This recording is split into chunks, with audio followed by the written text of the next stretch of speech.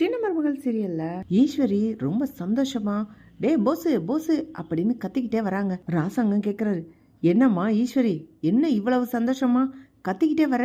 ஐயோ மாமா, போஸுக்கு பொண்ணு கொடுக்கற அந்த மினிஸ்டரு நம்ம வீட்டுக்கு வராராம். கல்யாணத்துக்கு துணிமணி எடுக்கணும்ல மாமா, அதுக்காகத்தான் வராங்களாம். சரிம்மா, அது எதுக்கு இவ்வளவு சந்தோஷப்பட்டு இருக்க? மினிஸ்டர் எப்பவும் வர்றவர் தானே, ஏன் முந்தா நேத்து கூட தானே வந்தாரு. ஐயோ மாமா, அது மட்டும் இல்லைங்க மாமா, அவரோட சேர்ந்து அவர் பொண்ணு காவியாவும் வருதான். அதை நினைக்கும் போதுதான் எனக்கு அம்புட்டு சந்தோஷமா இருக்குது. நம்ம வீட்டுக்கு மருமகளா வர வேண்டிய பொண்ணு கல்யாணத்துக்கு முன்னாடியே வீட்டுக்கு வருதே அப்படின்னு சந்தோஷம்தான். வீட்டை சுத்தம் பண்ணணும், அலங்காரம் பண்ணணும் அப்படின்னு கையும் காலும் எனக்கு ஓடலமாமா. இந்த மலர் எங்க போனா, வீட்டுல இருக்க வேலையெல்லாம் பார்க்காம அப்படின்னு ஈஸ்வரி கத்துறாங்க. அப்பத்தா உடனே, ஏ ஈஸ்வரி நில்லு, என்ன இது புது பழக்கமா இருக்கு? கல்யாணத்துக்கு முன்னாடியே கல்யாண பொண்ணு எதுக்கு நம்ம வீட்டுக்கு வரணும்? இது ஒண்ணு எனக்கு சரியா படல ஈஸ்வரி. எதுக்கு இங்க வர்றாங்க காரணமே இல்லாம? ஐயோ அத்தை, சும்மா இருங்க அத்தை, நீங்க அந்த காலத்துல இருக்க மனுஷங்க, அந்த காலத்து மாதிரியே பேசாதீங்க. இந்த காலத்துல எல்லாம் படிச்சுப்புட்டு ஜெனரேஷன் மாறி போய் திரியுதுகளாம். நானும் இதத்தான் அத்தை சொன்னேன். அட சும்மா இருங்க, நான் போஸ பார்த்துட்டு உங்க வீடு எப்படி இருக்குன்னு பாக்கணும். அப்படி எனக்கு ஏத்த மாதிரி இல்லைன்னா அதை ரெனோவேட் பண்ணணும்னு சொல்லி அந்த பொண்ணு ஏதோ சொல்லுது. எனக்கு என்னத்த தெரியுது, இங்கிலீஷ் பீஸ்ல போய் பேசுதுங்க. இந்த சித்ராவும் போஸும் தான் அதுக்கு என்ன வார்த்தைன்னு சொன்னாங்க. வீட்டை இன்னும் கொஞ்சம் அந்த பொண்ணுக்கு ஏத்த மாதிரி அழகு பண்ணி மாத்திக்கிறதான். ஏசிய எங்க மாட்டணும், கண்ணாடிய எங்க மாட்டணும்னு அது யோசிச்சு மாட்டுமா. அதுக்கு அது தங்கியிருக்க ரூமு ரொம்ப அழகா சுத்தமா இருக்கணுமா. அதத்தான் பார்த்து சொல்றதுக்காக அந்த புள்ள வருதான். இத எப்படி அத்தை நம்ம வர வேண்டாம்னு சொல்ல முடியுமா? அவங்க அப்பாவும் பொண்ணும் கிளம்பி வந்துகிட்டே இருக்காங்களாம். வரும் முன்னாடி வரட்டுமான்னு கேட்டாவேனா நாம கல்யாணத்துக்கு முன்னாடி வரக்கூடாதுமான்னு சொல்லலாம். வந்துகிட்டு இருக்கேன்னு சொல்லும் போது நம்ம ஏதாவது பேச முடியுமாத்த அப்படின்னு ஈஸ்வரி வேற சொல்றாங்க. ஏன் ஈஸ்வரி, இப்பவே இவ இவ்வளவு அதிகாரமா இருக்கான்னா அவ உனக்கு மேல திமிரு பிடிச்சவளா இருப்பா. நீ இந்த வீட்டுல ஆடுற ஆட்டமே என்னால தாங்கிக்க முடியல. அவ உன் தலையில ஏறி உட்காந்து ஆட போறா ஈஸ்வரி, பாத்துக்கோ. உன் பையன் போஸ் வேற கோக்குமாக்கான ஆளு, அவனையும் ஏமாத்தி தின்னு ஏப்ப விட்டுற போறான் அப்படின்னு அப்ப தசுறாங்க. அத்தை சும்மா இருங்க அத்தை, மினிஸ்டர் வீட்டு பொண்ணுன்னா அப்படிதானே இருக்கும், அதெல்லாம் நான் பாத்துக்கிறேன், அதெல்லாம் நானு சமாளிச்சுக்கிறேன் அத்தை அப்படின்னு சொல்லிட்டு ஈஸ்வரி போயிடுறாங்க. ஈஸ்வரி சொல்றாங்க, டே போஸ், காவியா பிள்ளை வரும்போது நீ கொஞ்சம் பக்குவமா நடந்துக்கோ. அங்க இங்கன்னு மனசு அலப்பாய விடாத. அந்த பிள்ளை வந்துட்டு போற வரைக்கும் பொட்டி பம்பா அடங்கி கட, கல்யாணமும் முடிகிற வரைக்கும் அமைதியா இருக்கடா போஸ் அப்படின்னு ஈஸ்வரி சொல்லிட்டு போறாங்க. கரெக்டா மினிஸ்டரும் அவர் பொண்ணும் வீட்டுக்குள்ள வந்துடுறாங்க. ஈஸ்வரி தடபுடலா வரவேற்கிறாங்க. டேய் மலர வர சொல்றா, வீட்டை சுத்தம் பண்ணணும், ஆரத்தி கரைச்சி எடுத்துட்டு வரணும் அப்படின்னு சொல்லும் போது சித்ரா வேகமா போய், ஏய் மலரு வா, போச கட்டிக்க போற பொண்ணு வீட்டுக்கு வருது, வீட்டை சுத்தம் பண்ணணும் அப்படின்னு சொல்லும்போது, நான் காலையில எல்லாத்தையும் சுத்தம் பண்ணி முடிச்சுட்டு இப்பதான் வெளியில வரேன், நான் குளிக்க போறேன். இப்ப வந்து என்ன எதுக்கு கூப்பிடுறீங்க? உங்க வீட்டுல நான் வழக்கமா செய்யற வேலை எல்லாத்தையும் செஞ்சுட்டேன், புதுசா நான் என்னத்தை செய்யறதுக்கு இருக்கு அப்படின்னு மலர் சொல்லிட்டு குளிக்க போயிடுறாங்க. காவியாவும் போஸும் அவங்க ரூம் எல்லாம் சுத்தி பார்த்துட்டு பால்கனியில நின்னு வேடிக்கை பார்த்துட்டு இருக்காங்க. மலரு குளிச்சுட்டு தலையில துண்டெல்லாம் கட்டிக்கிட்டு பாத்ரூம்ல இருந்து வெளியில வர்றாங்க. காவியாவும் போஸும் பேசிக்கிட்டு இருக்கும் போது போஸ் காவியா கிட்ட பேசிக்கிட்டு இருந்தாலும் கண் பார்வை பூரா மலர் மேல இருக்கு. மலரு போறதையே அப்படியே உத்து பாத்துக்கிட்டு இருக்கான். காவியா இத கவனிக்கிறா. என்ன போஸ், என்ன அந்த பொண்ணைய பாக்குற?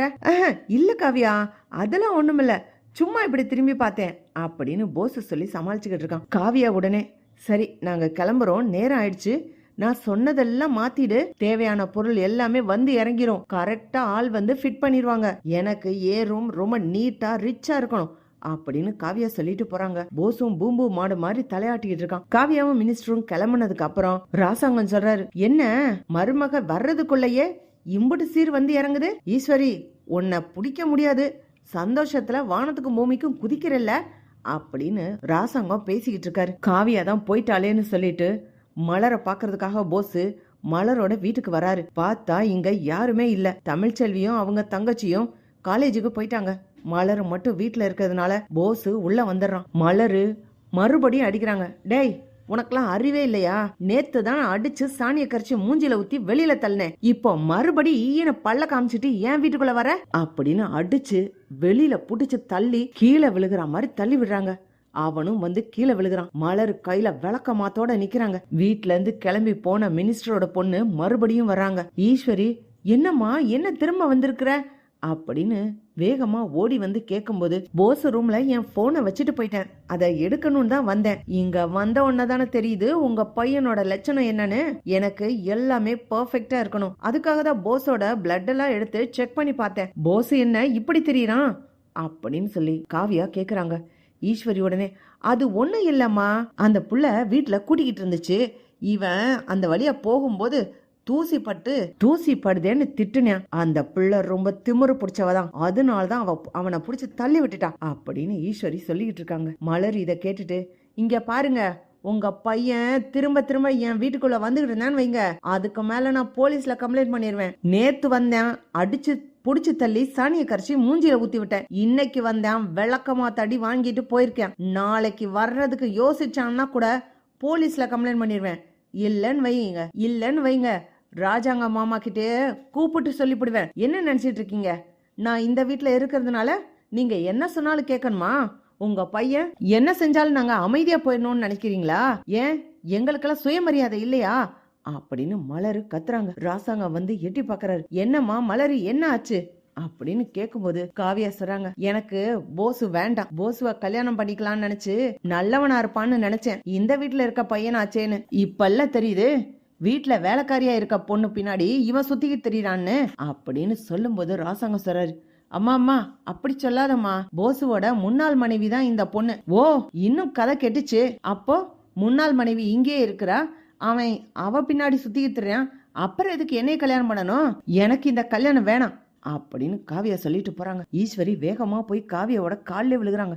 அம்மா அப்படிலாம் சொல்லாதம்மா, போஸ் ஏதோ புத்தி கேட்டு போய் ஏதோ செஞ்சுட்டான், அவ ஏதோ இல்லாத மொல்லாத சொல்லிக்கிட்டு இருக்கா, போஸ் ரொம்ப நல்லவன், அப்படிலாம் செய்யறவன் கிடையாதுமா அப்படின்னு ஈஸ்வரி காவியா கிட்ட கிஞ்சுறாங்க. இல்ல ஆண்டி, நான் கல்யாணத்துக்கு முன்னாடியே போசுவோட நடவடிக்கைய நான் பார்த்துட்டேன், கல்யாணத்துக்கு அப்புறம் இப்படி நடந்தா கூட என் முடிவு இப்படிதான் அத்தை, இப்படிதான் ஆண்டி இருக்கும். நான் ஒன்னும் எல்லாமே சரின்னு சொல்லி ஒத்துக்கிட்டு போக மாட்டேன், எனக்கு எல்லாமே கரெக்டா இருக்கணும், இந்த மாதிரி திரியிற ஒருத்தன் எனக்கு வேண்டாம் அப்படின்னு சொல்லி காவியா போஸ வேணான்னு சொல்லிட்டு போறாங்க. மலரு கை கொட்டி சிரிக்கிறாங்க. டேய், நான் வேண்டான்னு சொன்னதை நீங்க சந்தோஷமா எடுத்துக்கிட்டீங்க, இப்ப இன்னொருத்தையும் உன்னை வேணான்னு சொல்லிட்டா பாரு, இது உனக்கு தேவையா?